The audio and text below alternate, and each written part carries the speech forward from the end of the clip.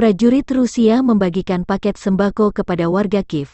Tribun Timur mengutip media resmi Kementerian Pertahanan Rusia, tentara Kremlin membagikan lebih dari 20 ton kargo kemanusiaan untuk penduduk Dimer di wilayah Kiev. Lebih dari 2.000 penduduk kota menerima paket makanan, obat-obatan, makanan bayi, dan produk kebersihan bayi. Petugas medis militer memberikan bantuan dan obat-obatan yang diperlukan warga selama aksi kemanusiaan. Prajurit Angkatan Bersenjata Rusia dan Layanan Pengawal Federal Rusia memastikan keamanan untuk pengiriman bantuan kemanusiaan ke pemukiman wilayah Kiev, kata pernyataan resmi Rusia dikutip Tribun Timur, Selasa tanggal 29 Maret tahun 2022.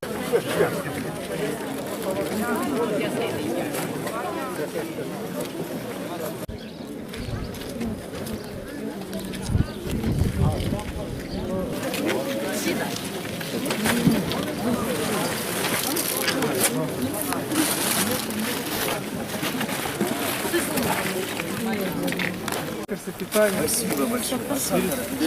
Сахар есть, сахар есть. Вон машина, пойдем до машины, до Ростана. Все, еще раз. Все, спасибо большое. Спасибо вам. Там и соски, все. У меня сколько для тебя можете вот этот можно? 2 штучки.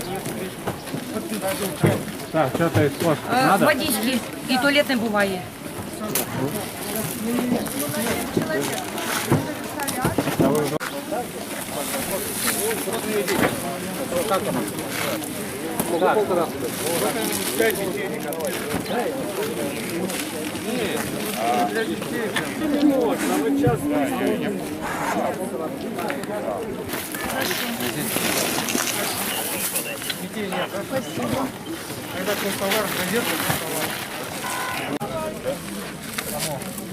Так, туалетная бумага. Давайте, да.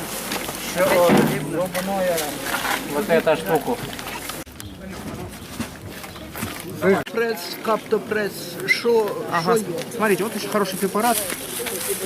Позинап подойдет очень даже. Давай, садитесь. Держите, не веселись. Хай вам Бог помогает, Божа Матір. Так, вариста. Нет, этих препаратов вообще группы нет. Сейчас Карвалмен. Давайте пока це і... Препарат длительного действия.